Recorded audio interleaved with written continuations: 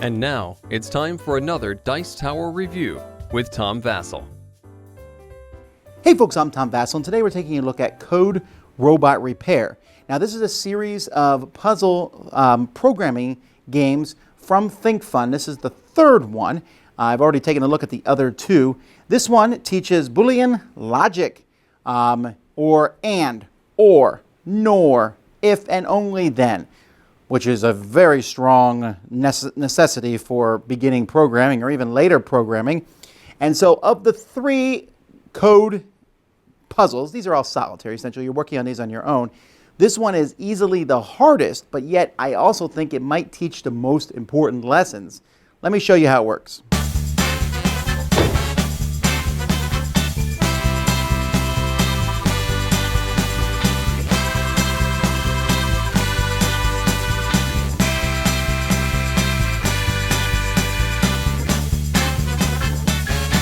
To solve the puzzles in this game, you need to make something true here. So this is an AND. That means everything here needs to be true. And I can put one of these true tokens on it. So I need to make all these true. This means that the black line is on, the blue line is on, the red line is on, the green line is on. I get to use 2 power cells to do that. When you put a power cell on the board, it's going to turn on those lines. So this will turn on black and yellow. Obviously, this can't turn the black and yellow on that way.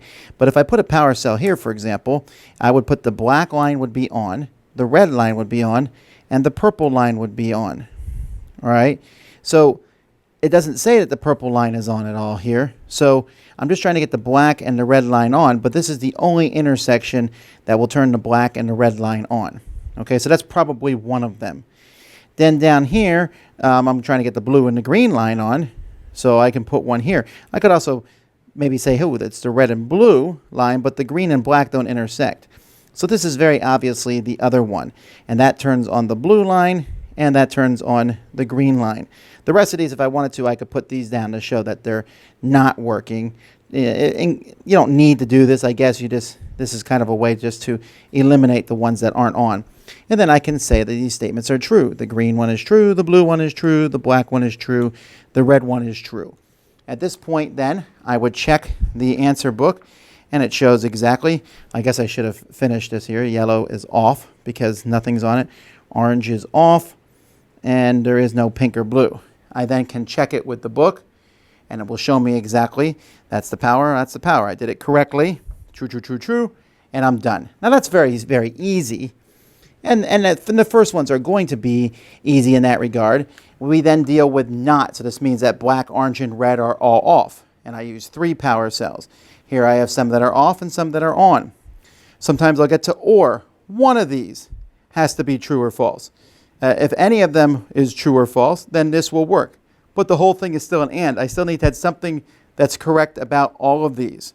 And as time goes by, we'll start getting to if. The double ifs, and when we get to the IFF, that basically means that if and only if statement, so they both have to be true or they both have to be false. We also have, let's see, some other ones that are in here.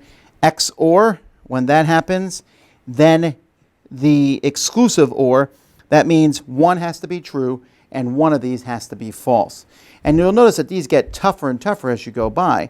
Nor means that they all have to be false. And here, not and, means at least one of them must be false. And so it gets much, much more complicated as time goes by. At the top it's and also you're going to be using different boards too. This one's a circle, this one here. And honestly, folks, I haven't been able to even finish the intermediates yet because the clues get much more difficult. You have to use logic and deduction to figure out what's going on. But these markers help a lot, and you should take liberal use of them when you're putting them on and saying, okay, if I'm powering this one up here, then that one is, the purple one is on, the orange one is on, the blue one is on, so I know that those are all on. Okay, so now where do I go from here? But I can't have the orange one on. Therefore, this one cannot be on because the orange one must be off. But maybe the orange one can be on or the blue one's on, but they both can't be on at the same time. So you might have to think a lot as time goes by. And again, the solution booklet has all the answers, and the explanation booklet has some ideas on how to solve the different things. That's kind of how the puzzles work. Now in this game you are messing with and moving these pieces around all the time. I wish they were slightly bigger. They're very tiny pieces, but they do fit on the board and they're easy to tell apart, unless of course you're colorblind. You might have some problems knowing which the green and red line are in this game. As I said, of the 3 code ones, this one's the hardest, but for me it was also the most fulfilling because I'm sitting there saying, okay, all right, if I move this here, this is an and, this is an or, so either one of those can be correct for that one to work. This one, they all have to be false, but this says not blue, so the false of that actually is blue, so I need to be blue on, and since this one says or, blue or green, then I know that's true because blue is definitely on, and there's just so much thinking, and then you move the piece around and you'll work with it and you'll be like, oh wait, no, it doesn't work here. So that can take down that whole branch of possibilities. And the puzzles themselves do work up. Like you saw me do that first one, really obvious. The next one I think has a bunch of knots. So then you eliminate all the different areas that the wires could be, and that leaves you with only 3 that work. So that shows you process of elimination. The first one is pick the obvious choices. The next one is process elimination. The third one then will start combining those and adding more things in. This is great. I wish I had this when I taught some of this in geometry when I used to teach, and I would teach some of the if, and, or in statements and logic, and this is just really great stuff. So whether you plan to get into programming or not, if you plan to get into programming, if you have a kid who's interested in it, this is a game to teach them. Wow, hey, you want to know how to make your own computer games? Then play this because this is one of the things you need to know. But it's good for anyone in general who just wants to think, and it feels so different than most of the other logic puzzles. Yeah, sure, the other logic puzzles at their core sometimes are if, and, but most of the time they're just slide pieces around and you're trying to look 6 moves ahead. In this one, you're using pure logical, deductive reasoning to figure out where everything is. I like that a lot, so highly recommend Code Robot Repair. Dice Tower Judgment approved! Thanks so much for watching the Dice Tower videos. Find more great videos and reviews, as well as our top-rated audio podcast at Dicetower.com. You can also find other great shows at Dicetowernetwork.com. I'm Eric Summerer, and you've been watching The Dice Tower. The Dice Tower is sponsored by Cool Stuff Inc., where you can find great games for great prices.